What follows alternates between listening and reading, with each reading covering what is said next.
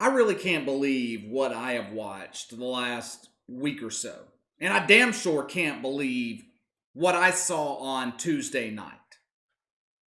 I'm not afraid to come on here and admit when I'm wrong about something. I was wrong about the Los Angeles Clippers. I'll go ahead and say it. I was wrong about this team all season. To call the Clippers' performance in Game 7 a disappointment, it would be an understatement. That was some of the worst basketball I have seen from a team that is that deep and that is that talented. This wasn't a game where it was like, oh, we lost on a last second shot. No. This was complete domination in the second half by the Denver Nuggets. In an elimination game. We knew going into this series that Nikola Jokic was going to be a problem for the Clippers. We knew the Clippers didn't have an answer for him. But the one thing they couldn't do, they could not allow Jamal Murray to beat him. And that is exactly what happened in Game 7. After all the talk from Patrick Beverley, after I come on here and call him a critical piece, especially defensively, for this Clippers team, Jamal Murray goes out and puts up 40 points on him. And speaking of trash talk for a second, let me get to Dame Lillard and CJ McCollum. They were live and in person on Twitter Tuesday night, reveling in the Clippers' misery. Trash talking Paul George, trash talking Patrick Beverley, the Clippers as a team. Now, I don't mind trash talk. I think it makes the league more interesting. I actually like it. The league was a whole lot more interesting when it was filled with guys that were killers, assassins.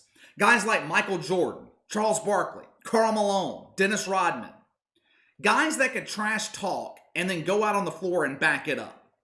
Guys who weren't best friends with their opponents. But when you're Damian Lillard and CJ McCollum, two guys who have never won anything at the NBA level, it's hard for me to take your trash talk seriously, especially when it's coming on Twitter. Neither one of these guys have even come close to sniffing the NBA Finals. But anyway, let's get back to the Clippers. Paul George is no longer a superstar player. When we talk about elite level players in the NBA, Paul George, he is no longer in the conversation. Matter of fact, all the nicknames, PG-13, Playoff Paul, all that garbage, that's out the window. He should actually be called Pandemic Paul, because in the playoffs, his game has a disease. Paul George is making what, $30 million or more a year? What did he give the Clippers in return for that investment? 10 points on 25% shooting, 18% from three. A net rating of minus 20 in an elimination game. A game that the Clippers should have won. But I guess I shouldn't be surprised. Paul George is actually a magician when it comes to elimination games in the playoffs. He has the best disappearing act in the NBA. If you haven't seen it, you should check it out. He disappeared in Game 6 back in 2018 in the first round against Utah. Scored a whopping 5 points. Did the same thing back in 2017 against LeBron.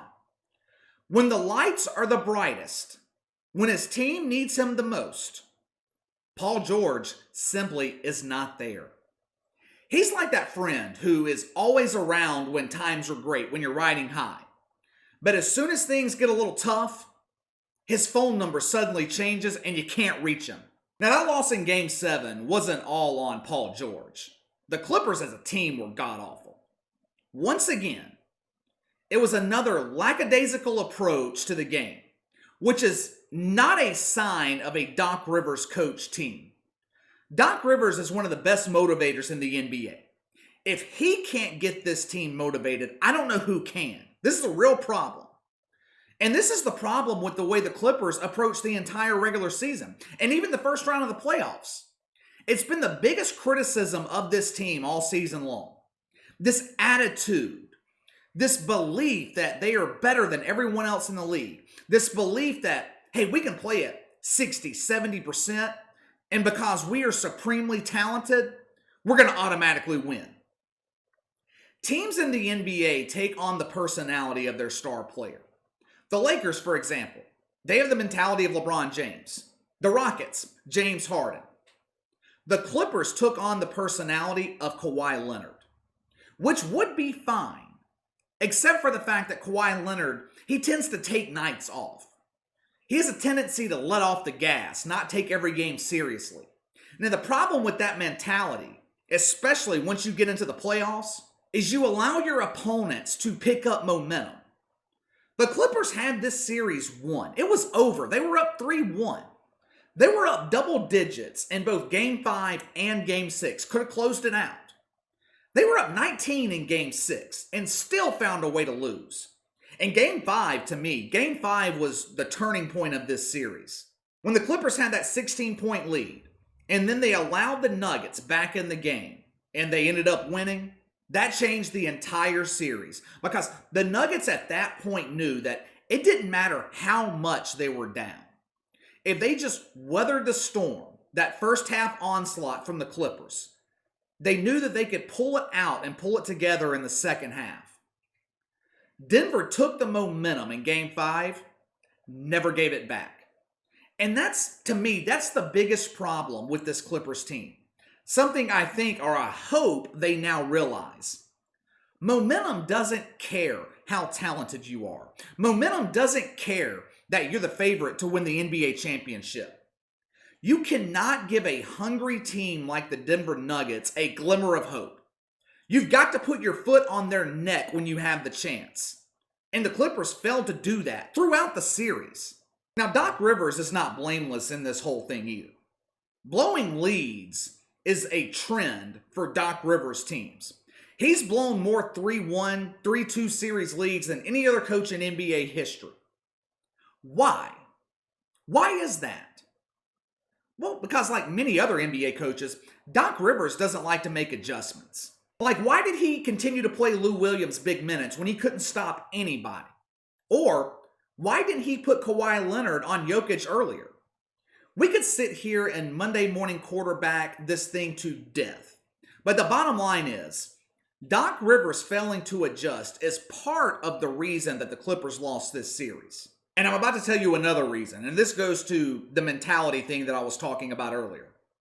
Paul George made an interesting comment after the Game 7 loss. He said that this season wasn't a championship or bust for the Clippers. Excuse me? What?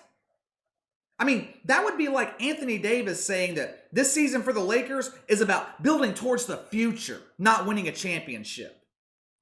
This season was most definitely championship or bust for the Clippers. This is not a young roster. They're not as old as the Lakers, but this isn't a roster that's built to contend for the next 5 years. Kawhi Leonard and Paul George are in the prime of their careers now. And Kawhi, he's got a faulty knee, so there's no telling how much longer he's going to be able to play at an elite level. The nucleus of this team has been in the NBA 7, 8, 9 years. This is a veteran roster. You've got a championship-level head coach in Doc Rivers. So I don't know what the hell Paul George is talking about, but it really speaks volumes to the mentality.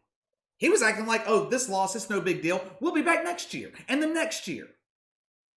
Now, I've seen some on Twitter claim that the Clippers' collapse is going to devastate the legacy of Kawhi Leonard. I couldn't disagree more. Now, this collapse will definitely taint his legacy a little bit, but Kawhi Leonard is a future Hall of Famer. 2-time Finals MVP, 2-time NBA champion. His status in NBA history is cemented. If anything, the collapse of the Clippers ruins the legacy of Paul George. It confirms what people have criticized him for years. It confirms everything I said earlier. Paul George can't get it done in the playoffs. And in the NBA, that's all that matters. Regular season stats, they don't mean anything. If you can't win in the playoffs, especially if you have a tendency to disappear in elimination games in the playoffs, it is going to follow you after your career. It's going to be part of your legacy. Think about it. When we talk about Patrick Ewing in the New York Knicks in the 90s, or Karl Malone, John Stockton in the Utah Jazz, Charles Barkley, what is the first thing that comes to mind? They never won a championship. Those guys were unlucky enough to play in the Jordan era. At least they made the NBA Finals. Paul George, he's never made it out of the conference finals. And he's only been there twice. Paul George has 5 first-round playoff exits. 5. And he wants to be considered a superstar-level player in today's NBA? Look, I don't want it to come across that I'm saying that the Clippers lost this series instead of the Denver Nuggets winning it. That's not what I'm saying. I'm not making excuses for the Clippers as to why the Nuggets won. The Nuggets won this series on their own. You've got to credit Jamal Murray, Jokic, all of them. They're the first team in NBA history to come back from a 3-1 series deficit twice in the same season. Everyone wrote them off. I wrote them off. I gave them no chance before the series even started. I thought this series would be over in 5 games, and it should have been. But I'm not doubting the Denver Nuggets again. Denver's legit. And what I really like about this team, they're young, but they are hungry. This team is hungry. And you can't teach that. You can't teach that hunger, that will to win, which is something that the Clippers clearly did not have. They didn't have it all season. All right, that's all for today. Hit that like and subscribe button for me. Click the notification bell to receive all notifications from the channel. Leave me a comment in the section below. Let me know what you think about the Clippers collapse. And also, what do you guys think about the future of the Los Angeles Clippers? Let me know your thoughts. You can follow me on Twitter at KC_BTL84. Have any questions, a topic you'd like me to discuss, you can email me at BTLKC84@gmail.com. I'll see you guys next time.